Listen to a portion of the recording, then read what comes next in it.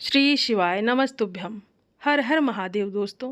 दोस्तों आज की इस वीडियो में आप सुनेंगे शिव महापुराण के 9वें अध्याय की कथा।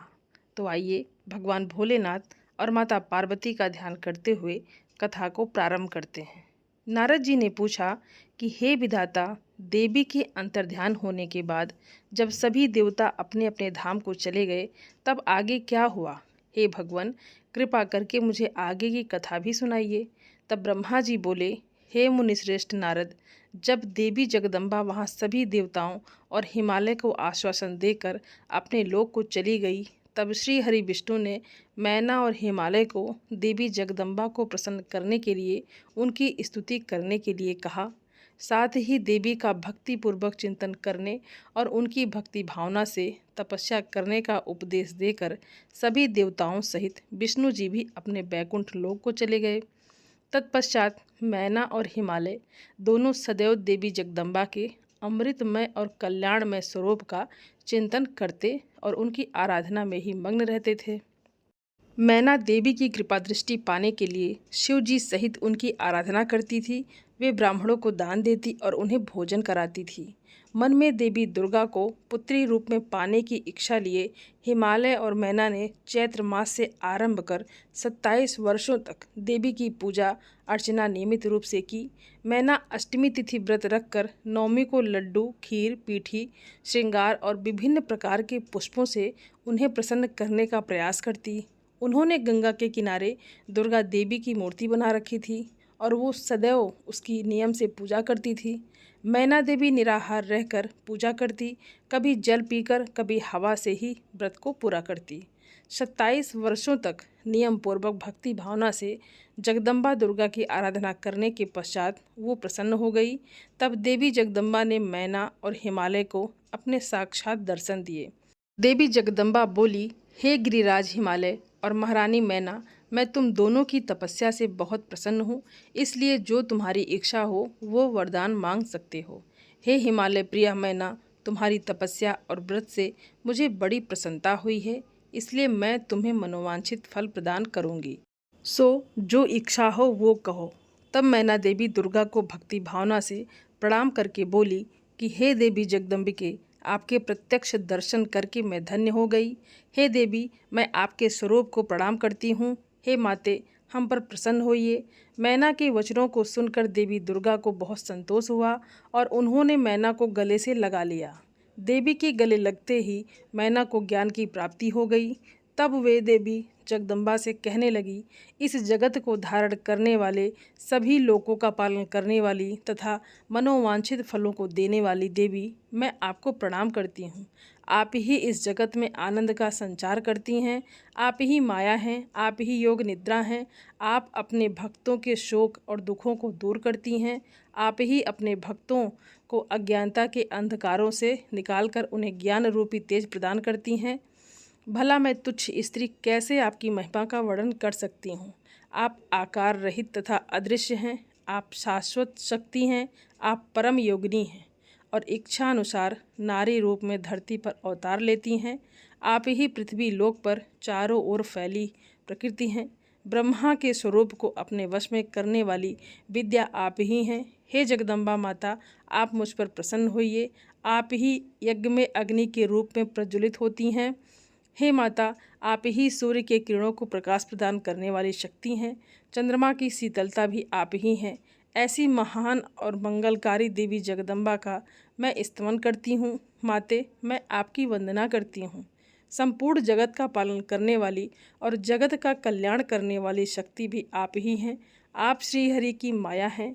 हे दुर्गा माँ, आप ही इक्षु रूप धारण करके इस संसार की रचना, पालन और संहार करता है। हे देवी, मैं आपको नमस्कार करती हूँ, कृपा करके हम पर प्रसन्न होइए। तब ब्रह्मा जी बोले कि हे नारद, मैना द्वारा भक्ति भाव से की गई स्तुति को सुनकर देवी बोली कि मैना, तुम अपना मनोवांछित वर मांग लो, तुम्हारे द्वारा मांगी गई वस्तु मैं अवश्य प्रदान करूँगी। मेरे लिए कोई भी वस्तु अदेय नहीं है। देवी जगदम्बा के इन वचनों को सुनकर मैना बहुत खुश हुई और बोली, हे शिवे, आपकी जय हो। हे जगदम्बिके, आप ही ज्ञान प्रदान करती हैं और आप ही सबको मनोवांछित वस्तु प्रदान करती हैं। हे देवी, मैं आपसे वरदान मांगती हूँ। हे माते, आप मुझे 100 पुत्र प्रदान करें जो बलशाली और पराक्रमी हो, जिनकी आयु लंबी हो। तत्पश्चात मेरी एक पुत्री हो जो साक्षात आपका ही रूप हो। हे देवी, आप सारे संसार में पूजित हैं तथा सभी गुणों से संपन्न और आनंद देने वाली हैं। हे माता, आप ही सभी कार्यों की सिद्धि करने वाली हैं। हे भगवती, देवताओं के कार्यों को पूरा करने के लिए आप रुद्रदेव की पत्नी होइए और इस संसार को अपनी कृपा से कृतार्थ करने के लिए मेरी पुत्री बनकर जन्म लीजिए। मैना के कहे वचनों को सुनकर देवी भगवती मुस्कुराने लगी। तब सबके मनोरथों को पूर्ण करने वाली देवी मुस्कुराते हुए बोली, मैना, मैं तुम्हारी भक्ति भाव से की गई तपस्या से बहुत प्रसन्न हूँ। मैं तुम्हारे द्वारा मांगे गए वरदानों को अवश्य ही पूर्ण करूँगी। सर्वप्रथम मैं तुम्हें 100 बलशाली पुत्रों की माता होने का वर प्रदान करती हूँ। उन 100 पुत्रों में से सबसे पहले जन्म लेने वाला पुत्र सबसे अधिक शक्तिशाली और बलशाली होगा। तत्पश्चात मैं स्वयं तुम्हारी पुत्री के रूप में तुम्हारे गर्भ से जन्म लूंगी। तब मैं देवताओं के हित का कल्याण करूंगी। ऐसा कहकर जगत जननी परमेश्वरी देवी जगदम्बा वहां से अंतर्ध्यान हो गई। तब महेश्वरी से अपने द्वारा मांगा गया अभीष्ट फल पाकर देवी मैना खुशी से झूम उठी।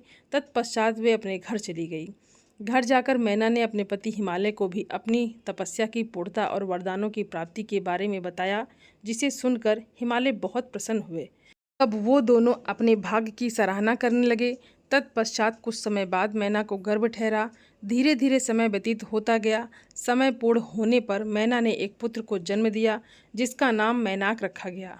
पुत्र प्राप्ति की सूचना मिलने पर हिमालय हर्ष से उद्वेलित हो गए और उन्होंने अपने नगर में बहुत बड़ा उत्सव किया। इसके बाद हिमालय के यहाँ 99 और पुत्रों ने जन्म लिया। 100 पुत्रों में मैनाक सबसे बड़ा और बलशाली था। उसका विवाह नाग कन्याओं से हुआ। जब इंद्रदेव पर्वतों पर क्रोध करके उनके पंखों को काटने लगे तो मैनाक समुद्र की शरण में चला गया। उस समय पवन देव ने इस कार्य में मैनाक की सहायता की। वहाँ उसकी समुद्र से मित्रता हो गई। मैनाक पर्वत ही अपने बाद प्रकटे सभी पर्वतों में पर्वतराज कहलाता है। ब्रह्मा जी कहते हैं कि हे नारद, तत्पश्चात हिमालय और मैना देवी भगवती और शिव जी के चिंतन में लीन रहने लगे। उसके बाद जगत की माता जगदम्बिका अपना कथन सत्य करने के लिए अपने पूर्ण अंशों द्वारा पर्वतराज हिमालय के हृदय में आकर विराजमान हुई। उस समय उनके शरीर में अद्भुत एवं सुंदर प्रभा उतर आई। वो तेज से प्रकाशित हो गए और आनंद हो देवी का ध्यान करने लगे। तब उत्तम समय में गिरिराज हिमालय ने अपनी प्रिया मैना के गर्भ में उस अंश को स्थापित कर दिया। मैना ने हिमालय के हृदय में विराजमान देवी के अंश से गर्भ धारण किया। देवी जगदम्बा के गर्भ में आने से मैना की शोभा व कांति निखर आई और वो तेज से संपन्न हो गई। तब उन्हें देखकर हिमालय बहुत प्रसन्न रहने लगे। जब देवताओं सहित श्री हरि और मुझे इस बात का ज्ञान हुआ तो हमने देवी जगदम्बिका की बहुत स्तुति की और सभी अपने अपने धाम को चले गए। धीरे धीरे समय बीतता गया। 10 माह पूरा हो जाने के पश्चात देवी शिवा ने मैना के गर्भ से जन्म ले लिया। जन्म लेने के पश्चात देवी शिवा मैना को अपने साक्षात रूप के दर्शन कराए। देवी के जन्म दिवस वाले दिन बसंत ऋतु के चैत्र माह की 9वीं तिथि थी। उस समय आधी रात को मृगरा नक्षत्र था। देवी के जन्म से सारे संसार में प्रसन्नता छा गई। मंद मंद हवा चलने लगी। सारा वातावरण सुगंधित हो गया। आकाश में बादल उमड़ आए और हल्की हल्की फुहारों के साथ पुष्प वर्षा होने लगी। तब माँ जगदम्बा के दर्शन हेतु विष्णु जी और मेरे सहित सभी देवी देवता गिरिराज हिमालय के घर पहुँचे। देवी के दर्शन कर सबने दिव्य रूपा महामाया मंगलमय जगदम्बिका माता की स्तुति की। तत्पश्चात सभी देवता अपने अपने धाम को चले गए। स्वयं माता जगदम्बा को पुत्री रूप में पाकर हिमालय और मैना धन्य हो गए। वे अत्यंत आनंद का अनुभव करने लगे। देवी के दिव्य रूप के दर्शन से मैना को उत्तम ज्ञान की प्राप्ति हो गई। तब मैना देवी से बोली, हे जगदम्बा, हे शिवा, हे महेश्वरी, आपने मुझ पर बड़ी कृपा की जो अपने दिव्य स्वरूप के दर्शन मुझे दिए। हे माता, आप तो परम शक्ति हैं। आप तीनों लोकों के जननी हैं और देवताओं द्वारा आराध्य हैं। हे देवी, आप मेरी पुत्री रूप में आकर शिशु रूप धारण कर लीजिए। मैना की बात सुनकर देवी मुस्कुराते हुए बोली, मैना, तुमने मेरी बड़ी सेवा की है। तुम्हारी भक्ति भावना से प्रसन्न होकर ही मैंने तुम्हें वर मांगने के लिए कहा था और तुमने मुझे अपनी पुत्री बनाने का वर मांग लिया था। तब मैंने तथास्तु कहकर तुम्हें अभीष्ट फल प्रदान किया था। तत्पश्चात मैं अपने धाम को चली गई थी। उस वरदान के अनुसार आज मैंने तुम्हारे गर्भ से जन्म ले लिया है। तुम्हारी इच्छा का सम्मान करते हुए मैंने तुम्हें अपने दिव्य रूप के दर्शन दिए। अब आप दोनों दंपत्ति मुझे अपनी पुत्री मानकर मेरा लालन पालन करो और मुझसे स्नेह रखो। मैं पृथ्वी पर अद्भुत लीलाएं करूंगी तथा देवताओं के कार्यों को पूरा करूंगी। बड़ी होकर मैं भगवान शिव को पति रूप में प्राप्त कर उनकी पत्नी बनकर इस जगत का उद्धार करूंगी। ऐसा कहकर जगत माता देवी जगदम्बा चुप हो गई। तब देखते ही देखते देवी भगवती नन्हे शिशु के रूप में परिवर्तित हो गई। ब्रह्मा जी बोले, हे मुनि श्रेष्ठ नारद, मैना के सामने जब देवी जगदम्बिका ने शिशु रूप धारण किया तो वो सामान्य बच्चे की भांति रोने लगी। उनका रोना सुनकर सभी स्त्रियां और पुरुष जो उस समय वहां उपस्थित थे प्रसन्न हो गए। उस श्याम कांत वाली नील कमल के समान शोभित उस परम तेजस्वी सुंदर कन्या को देखकर गिरिराज हिमालय बहुत प्रसन्न हुए। तब शुभ मुहूर्त में हिमालय ने अपनी पुत्री के नाम रखने के बारे में सोचा। उस समय मैना और हिमालय बहुत प्रसन्न थे। तब देवी के गुणों और सुशीलता को देखकर उनका नाम पार्वती रखा गया। चंद्रमा की कला की तरह हिमालय पुत्री धीरे धीरे बड़ी होने लगी। उसके अंग प्रत्यंग चंद्रमा की कला एवं बिंब के समान अत्यंत शोभायमान होने लगे। गिरिजा अपने सहेलियों के साथ खेलती थी। पार्वती अपनी सखियों के साथ ही कभी गंगा की रेत पर घर बनाती तो कभी कंदुक क्रीड़ा करती। खेलते खेलते वो बड़ी होने लगी।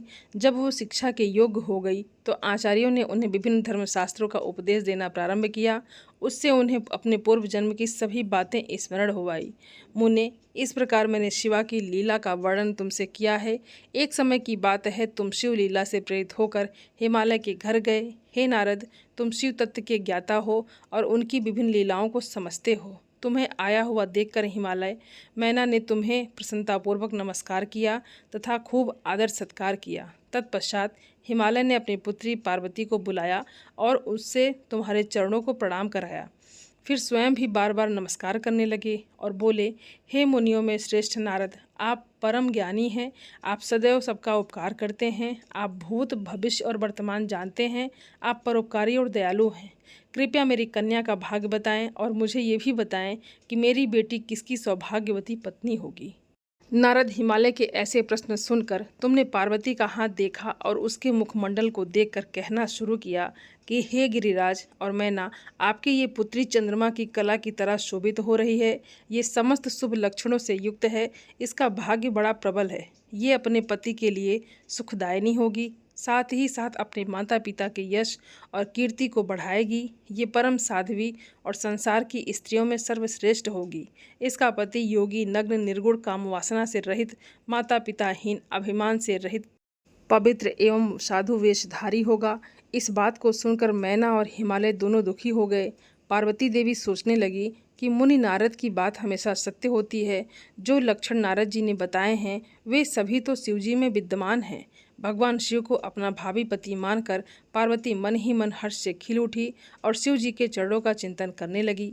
तब हिमालय बड़े दुखी स्वर से बोले कि हे नारद, अपनी पुत्री के भावी पति के विषय में जानकर मैं बहुत दुखी हूँ। आप कृपया मेरी पुत्री को बचाने का कोई मार्ग सुझाएं। गिरिराज हिमालय के ये वचन सुनकर, हे नारद, तुमने कहा, गिरिराज, मेरी कही बात सर्वथा सच होगी, क्योंकि हाथ की रेखाएं ब्रह्मा जी द्वारा लिखी जाती हैं और कभी भी झूठ नहीं हो सकती। इस रेखा का फल तो अवश्य मिलेगा, किंतु ऐसा होने पर भी पार्वती सुखपूर्वक रहे, इस हेतु पार्वती का विवाह भगवान शिव से कर दें। भगवान शिव में ये सभी गुण हैं। महादेव जी तो ऐसे ही हैं, उनमें अशुभ लक्षण भी शुभ हो जाते हैं।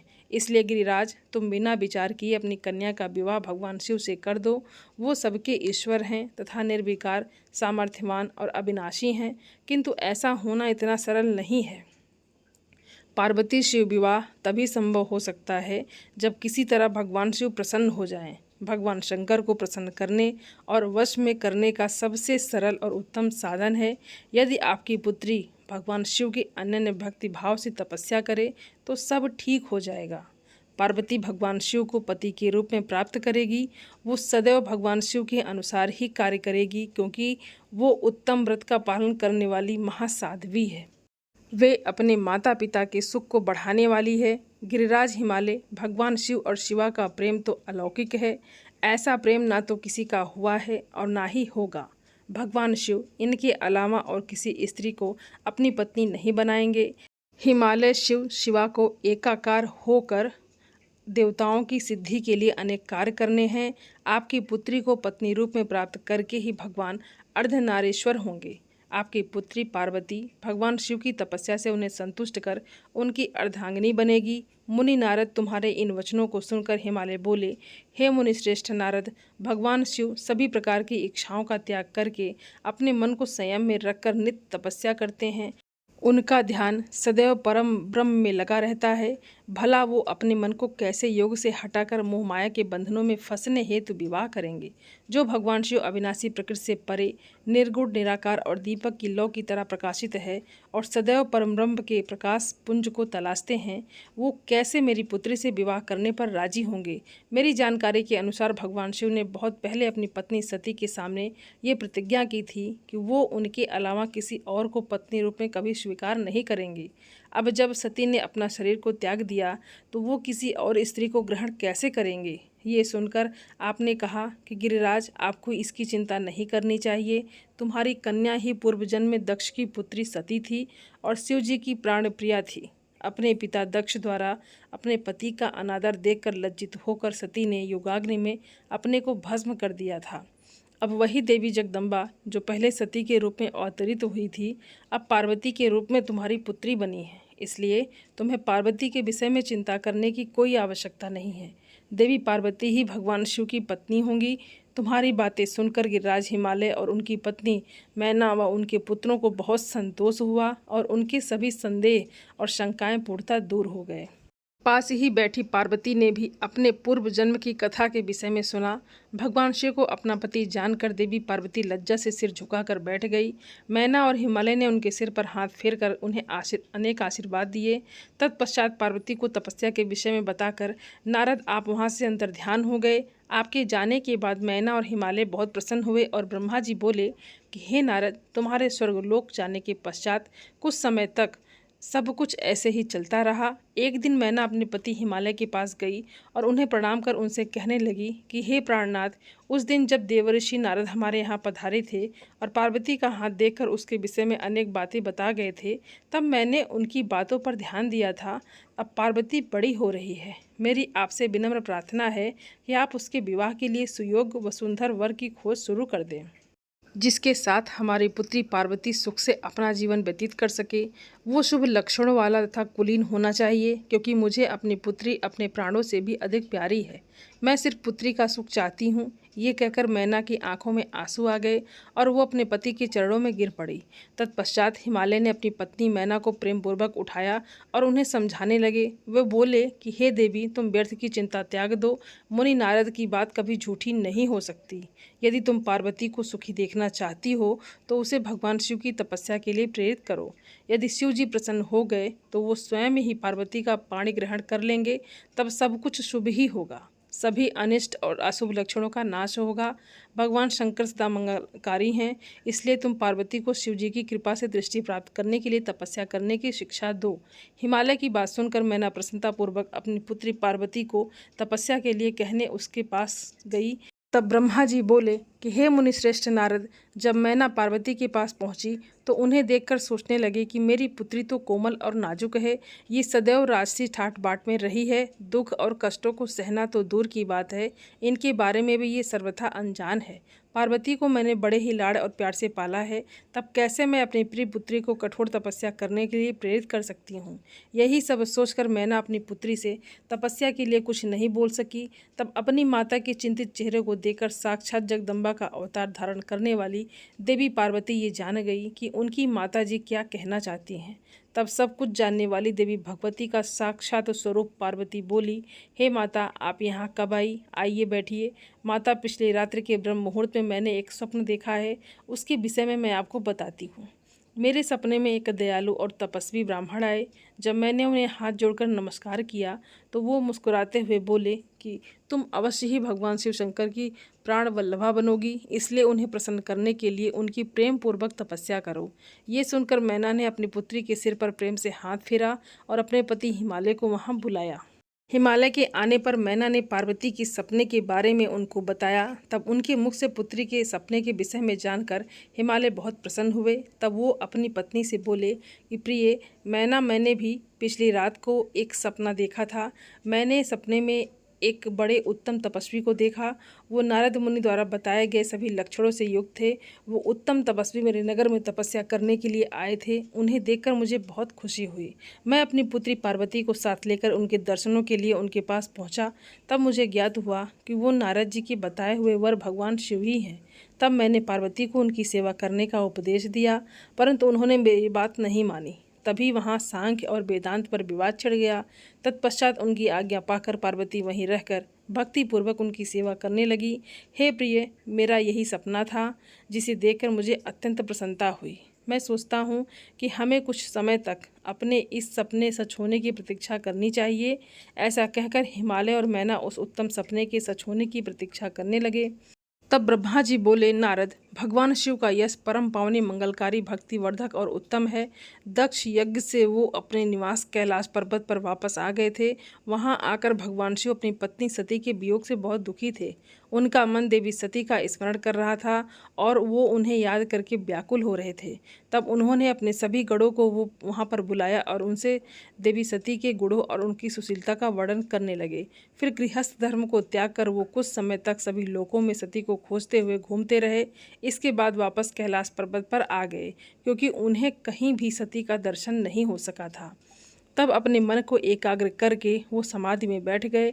भगवान शिव इसी प्रकार बहुत लंबे समय तक समाधि लगाकर बैठे रहे। असंख्य वर्ष बीत गए। समाधि की परिश्रम के कारण उनके मस्तक से पसीने की बूंद पृथ्वी पर गिरी और वो बूंद एक शिशु में परिवर्तित हो गई। उस बालक का रंग लाल था, उसकी 4 भुजाएं थीं और उसका रूप मनोहर था। वो बालक दिव्य तेज से संपन्न अनोखी शोभा पा रहा था। वो प्रकट होते ही रोने लगा। उसे देखकर संसारी मनुष्यों की भांति शिवजी उसके पालन पोषण का विचार करके व्याकुल हो गए। उसी समय डरी हुई एक सुंदर स्त्री वहां आई। उसने उस बालक को अपनी गोद में उठा लिया और उसका मुख चूमने लगी। तब उन्होंने उसे दूध पिलाकर उस बालक के रोने को शांत किया। फिर वो उसे खिलाने लगी। वो स्त्री और कोई नहीं, स्वयं पृथ्वी माता थी। संसार की सृष्टि करने वाले, सब कुछ जानने वाले महादेव जी ये देखकर हंसने लगे, क्योंकि वो पृथ्वी को पहचान चुके थे। वो पृथ्वी से बोले कि हे धरणी, तुम इस तरह पुत्र का प्रेम पूर्वक पालन करो। ये शिशु मेरे पसीने की बूंद से प्रकट हुआ है। हे वसुधा, यद्यपि ये बालक मेरे पसीने से उत्पन्न हुआ है, परंतु इस जगत में ये तुम्हारे ही पुत्र के रूप में जाना जाएगा। ये परम गुणवान और भूमि देने वाला होगा। ये मुझे भी सुख देने वाला होगा। हे देवी, तुम इसका धारण करो। नारद ये कहकर भगवान शिव चुप हो गए। उनका दुखी हृदय थोड़ा शांत हो गया था। उधर शिव जी की आज्ञा का पालन करते हुए पृथ्वी अपने पुत्र को साथ लेकर अपने निवास स्थान पर चली गई। बड़ा होकर ये बालक भम नाम से प्रसिद्ध हुआ। युवा होने पर भौम काशी गया। वहाँ उसने बहुत लंबे समय तक भगवान शिव की सेवा आराधना की। तब भगवान शंकर की कृपा दृष्टि पाकर भूमिपुत्र भौम दिव्यलोक को चले गए। तब ब्रह्मा जी बोले, हे नारद, गिरिराज हिमालय की पुत्री पार्वती जो साक्षात जगदम्बा का अवतार थी, जब 8 वर्ष की हो गई तब भगवान शिव को उनके जन्म का समाचार मिला। तब उस अद्भुत बालिका को हृदय में रखकर वो बहुत प्रसन्न हुए। तब उन्होंने अपने मन को एकाग्र कर तपस्या करने के विषय में सोचा। तत्पश्चात नंदी एवं कुछ और गणों को साथ लेकर महादेव जी हिमालय की सर्वोच्च शिखर पर गंगोत्री नामक तीर्थ पर चले गए। इसी स्थान पर पतित पावनी गंगा ब्रह्मलोक से गिर रही हैं। भगवान शिव ने उसी स्थान को तपस्या करने के लिए चुना। शिव जी अपने मन को एकाग्रित कर आत्मभूत ज्ञानमय नित्य ज्योतिर्मय चिंतानंद स्वरूप परम ब्रह्म परमात्मा का चिंतन करने लगे। अपने स्वामी को ध्यान में मग्न पाकर नंदी एवं अन्य शिवगण भी समाधि लगाकर बैठ गए। कुछ गण शिव जी की सेवा करते तथा कुछ उस स्थान की सुरक्षा हेतु कार्य करते। जब गिरिराज हिमालय को शिव जी के आगमन का ये शुभ समाचार प्राप्त हुआ, तब वो प्रेम पूर्वक मन में आदर का भाव लिए अपने सेवकों सहित उस स्थान पर आए जहाँ वो तपस्या कर रहे थे। हिमालय ने दोनों हाथ जोड़कर रुद्रदेव को प्रणाम किया। तत्पश्चात उनकी भक्ति भाव से पूजा आराधना करने लगे। हाथ जोड़कर हिमालय बोले कि भगवान, आप यहाँ पधारे, ये मेरा सौभाग्य है। प्रभु, आप भक्त वत्सल हैं। आज आपके साक्षात दर्शन पाकर मेरा जन्म सफल हो गया है। आप मुझे अपना सेवक समझें और मुझे अपनी सेवा करने की आज्ञा प्रदान करें। हे प्रभु, आपकी सेवा करके मेरा मन अत्यधिक आनंद का अनुभव करेगा। गिरिराज हिमालय के वचन सुनकर महादेव जी ने अपनी आंखें खोली और वहां हिमालय और उनके सेवकों को खड़े देखा। उन्हें देखकर महादेव जी मुस्कुराते हुए बोले कि हे गिरिराज, मैं तुम्हारे शिखर पर एकांत में तपस्या करने के लिए आया हूँ। हिमालय, तुम तपस्या के धाम हो। देवताओं, मुनियों और राक्षसों को भी तुम आश्रय प्रदान करते हो। गंगा, जो कि सबके पापों को धो देती हैं, तुम्हारे ऊपर से होकर ही निकलती हैं, इसलिए तुम सदा के लिए पवित्र हो गए हो। मैं इस परम पावन स्थल, जो कि गंगा का उद्गम स्थल है, यहीं पर तपस्या करने के लिए आया हूँ और मैं यही चाहता हूँ कि मेरी तपस्या बिना किसी विघ्न बाधा के पूरी हो जाए। इसलिए तुम ऐसी व्यवस्था करो कि कोई भी मेरे निकट ना आ सके। अब तुम अपने घर जाओ और इसका उचित प्रबंध करो। ऐसा कहकर भगवान शिव चुप हो गए। तब हिमालय बोले, हे परमेश्वर, आप मेरे निवास के क्षेत्र में पधारें, ये मेरे लिए बड़े सौभाग्य की बात है। मैं आपका स्वागत करता हूँ। भगवान, अनेकों मनुष्य आपकी अनन्य भाव से तपस्या और प्रार्थना करने पर भी आपके दर्शनों के लिए तरसते हैं।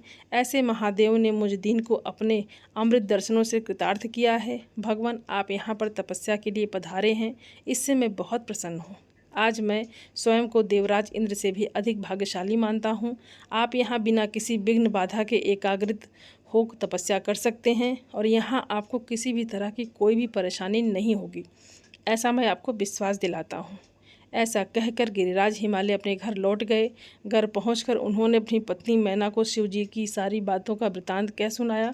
तब उन्होंने अपने सेवकों को बुलाया और समझाते हुए कहने लगे कि आज से कोई भी गंगा अवतरण अर्थात गंगोत्री नामक स्थान पर नहीं जाएगा। वहां जाने वालों को मैं दंड दूंगा। इस प्रकार हिमालय ने अपने गढ़ों को शिव जी की तपस्या के स्थान पर न जाने का आदेश दे दिया। ब्रह्मा जी बोले, हे मुनि नारद। तत्पश्चात हिमालय अपनी पुत्री पार्वती को साथ लेकर शिव जी के पास गई। वहां जाकर उन्होंने योग साधना में डूबे त्रिलोकीनाथ भगवान शिव को दोनों हाथ जोड़कर नमस्कार किया तथा इस प्रकार प्रार्थना करने लगे, भगवान, मेरी पुत्री पार्वती आपकी सेवा करने की बहुत उत्सुक है, इसलिए आपकी आराधना करने के लिए मैं इसे अपने साथ लाया हूँ। हे प्रभु, ये अपनी दो सखियों के साथ आपकी सेवा में रहेगी। आप मुझ पर कृपा करके इसे अपनी सेवा का अवसर प्रदान करिए। तब भगवान शिव ने उस परम सुंदर हिमालय कन्या पार्वती को देखकर अपनी आंखें बंद कर ली और पुनः परम ब्रह्म के स्वरूप का ध्यान करने में निमग्न हो गए। उस समय सर्वेश्वर एवं सर्वव्यापी शिव जी तपस्या करने लगे। ये देखकर हिमालय इस सोच में डूब गए कि भगवान शंकर उनकी तपस्या स्वीकार करेंगे या नहीं। तब एक बार पुनः हिमालय ने दोनों हाथ जोड़कर शिव जी के चरणों में प्रणाम किया और बोले, हे देवाधिदेव महादेव, हे भोलेनाथ, मैं दोनों हाथ जोड़े आपकी शरण में आया हूँ। कृपया आंखें खोलकर मेरी ओर देखिए। भगवान, आप सभी विपत्तियों को दूर करते हैं। हे भक्त वत्सल, मैं रोज़ अपनी पुत्री के साथ आपके दर्शनों के लिए यहाँ आऊँगा। कृपया मुझे आज्ञा प्रदान कीजिए। हिमालय के वचनों को सुनकर त्रिलोकीनाथ भगवान शिव ने अपने नेत्र खोल दिए और बोले, हे गिरिराज हिमालय, आप अपनी कन्या को घर पर ही छोड़कर मेरे दर्शनों को आ सकते हैं, नहीं तो आपको मेरा भी दर्शन नहीं होगा। महेश्वर की ऐसी बात सुनकर हिमालय ने अपना मस्तक झुका दिया और शिव जी से बोले कि हे प्रभु, कृपया ये बताइए कि मैं अपनी पुत्री के साथ आपके दर्शनों के लिए क्यों नहीं आ सकता। क्या मेरी पुत्री आपकी सेवा के योग्य नहीं है? फिर इसे ना लेकर आने का कारण मुझे समझ नहीं आता। हिमालय की बात सुनकर शिव जी हंसने लगे और बोले, हे गिरिराज, आपकी पुत्री सुंदर, चंद्रमुखी और अनेक शुभ लक्षणों से संपन्न है, इसलिए आपको इसे मेरे पास नहीं लाना चाहिए, क्योंकि विद्वानों ने नारी को माया रूपड़ी कहा है। युवतियाँ ही तपस्वियों की तपस्या में विघ्न डालती हैं। मैं योगी हूँ, सदैव तपस्या में लीन रहता हूँ और मोह माया से दूर रहता हूँ, इसलिए मुझे स्त्री से दूर ही रहना चाहिए। हे हिमालय, आप धर्म के ज्ञानी और वेदों की रीतियाँ जानते हैं। स्त्री की निकटता से मन में विषय वासना उत्पन्न हो जाती है और वैराग्य नष्ट हो जाता है, जिससे तपस्वी और योगी का ध्यान नष्ट हो जाता है। इसलिए तपस्वी को स्त्रियों का साथ नहीं करना चाहिए। इस प्रकार कहकर भगवान शिव चुप हो गए। हिमालय शिव जी के ऐसे वचनों को सुनकर बहुत चकित और व्याकुल हो गए। उन्हें चुप देखकर पार्वती देवी असमंजस में पड़ गई। भगवान शंकर के वचनों को सुनकर पार्वती जी बोली कि योगी राज, आपने जो कुछ भी मेरे पिता श्री गिरिराज हिमालय से कहा उसका उत्तर मैं देती हूँ। हे अंतर्यामी, आपने महान तप करने का निश्चय किया है। ऐसा करने का निश्चय आपने शक्ति के कारण ही लिया है। सभी कर्मों को करने की ये शक्ति ही प्रकृति है। प्रकृति ही सबकी सृष्टि, पालन और संहार करती है। प्रभु, आप थोड़ा विचार करें कि प्रकृति क्या है और आप कौन हैं। यदि प्रकृति ना हो तो शरीर तथा स्वरूप किस प्रकार हो। आप सदा प्राणियों के लिए वंदनीय और चिंतनीय हैं। ये सब प्रकृति के ही कारण है। पार्वती जी के वचनों को सुनकर उत्तम लीला करने वाले भगवान शिव हंसते हुए बोले, मैं अपने कठोर तप द्वारा प्रकृति का नाश कर चुका हूँ। अब मैं तत्व रूप में स्थित हूँ। साधु पुरुषों को प्रकृति का संग्रह नहीं करना चाहिए। भगवान शिव के इस प्रकार के वचनों को सुनकर पार्वती हंसती हुई बोली, हे करुणानिधान कल्याणकारी योगी राज, आपने जो कहा क्या वो प्रकृति नहीं है? तो फिर आप उससे अलग कैसे हो सकते हैं? बोलना या कुछ भी करना अर्थात हमारे द्वारा किया गया हर क्रियाकलाप ही प्रकृति है। हम सदा ही प्रकृति के वश में हैं। यदि आप प्रकृति से अलग हैं तो ना आपको बोलना चाहिए और ना ही कुछ और करना चाहिए, क्योंकि ये कार्य तो प्रकृति के हैं अर्थात प्राकृत हैं। भगवान, आप हंसते, सुनते, खाते, देखते और करते हैं, वो सब भी तो प्रकृति का ही कार्य है। इसलिए व्यर्थ के वाद विवाद से कोई लाभ नहीं है। यदि आप वाकई प्रकृति से अलग हैं तो इस समय यहाँ तपस्या क्यों कर रहे हैं? सच तो ये है कि आप प्रकृति के वश में हैं और इस समय अपने स्वरूप को खोजने के लिए ही तपस्या में लीन रहना चाहते हैं। योगी राज, आप किस प्रकार की बात कर रहे हैं? थोड़ा विचार कर कहें। यदि आपने प्रकृति का नाश कर डाला है तो आप किस प्रकार विद्यमान रहेंगे? क्योंकि संसार तो सदा से ही प्रकृति से बंधा हुआ है। क्या आप प्रकृति का ये तत्व नहीं जान रहे हैं कि मैं ही प्रकृति हूँ, आप पुरुष हैं? ये पूर्णतया सच है। मेरे ही कारण आप सगुण और साकार माने जाते हैं। भगवान, आप जितेंद्रिय होने पर भी प्रकृति के अनुसार ही कर्म करते हैं। हे महादेव, यदि आप यही मानते हैं कि आप प्रकृति से अलग हैं तो आपको मेरी किसी भी सेवा से और किसी भी प्रकार से डरना नहीं चाहिए। पार्वती के मुख से निकले सांख्य शास्त्र में डूबे हुए वचन सुनकर भगवान शिव निरुत्तर हो गए। तब उन्होंने पार्वती जी को अपने दर्शन और सेवा करने की आज्ञा प्रसन्नतापूर्वक प्रदान कर दी। तत्पश्चात भगवान शिव पर्वतराज हिमालय से बोले, हे गिरिराज हिमालय, मैं तुम्हारे इस शिखर पर तपस्या करना चाहता हूँ। कृपया मुझे इसकी आज्ञा प्रदान करें। देवाधिदेव भगवान शिव के द्वारा इस प्रकार के वचनों को सुनकर गिरिराज हिमालय दोनों हाथ जोड़कर बोले, हे महादेव, ये पूरा संसार आपका ही है। सभी देवता, असुर और मनुष्य सदैव आपका ही पूजन और चिंतन करते हैं। मैं आपके सामने एक तुच्छ मनुष्य हूँ। भला मैं आपको किस प्रकार आज्ञा दे सकता हूँ? प्रभु, ये आपकी इच्छा है। आप जब तक यहाँ निवास करना चाहें कर सकते हैं।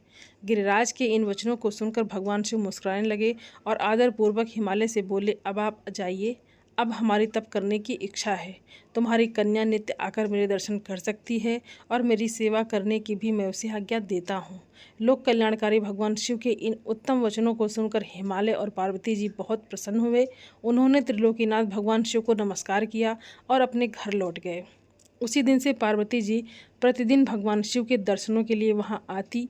उस समय उनके साथ उनकी दो सखियां भी वहां जाती और परम भक्तिपूर्वक शिव जी की सेवा करती। वो महादेव के चरणों को धोकर उस चरणामृत को पीती थी।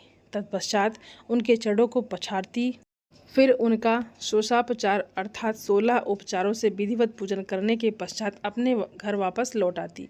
इस प्रकार प्रतिदिन शिव जी का पूजन करते हुए बहुत समय व्यतीत हो गया। कभी कभी पार्वती जी अपनी सखियों के साथ वहां भक्तिपूर्वक उनके भजनों को भी गाती थी। एक दिन सदाशिव ने पार्वती जी को इस प्रकार अपनी सेवा में तत्पर देखकर विचार किया कि जब इनके हृदय में उपजे अभिमान के बीज के अंकुर का नाश हो जाएगा तभी मैं इनका पाणी ग्रहण करूँगा। ऐसा सोचकर लीलाधारी भगवान शिव पुनः ध्यान में मग्न हो गए। तब उनका मन चिंता मुक्त हो गया। तब देवी पार्वती भगवान शिव के रूप का चिंतन करती हुई भक्ति भाव से उनकी सेवा करती रहती। भगवान शंकर भी शुद्ध भाव से पार्वती को प्रतिदिन दर्शन देते थे। इसी बीच इंद्र और अन्य देवता मुनि ब्रह्मा जी के पास पहुँचे। ब्रह्मा जी की आज्ञा से कामदेव हिमालय पर्वत पर गए।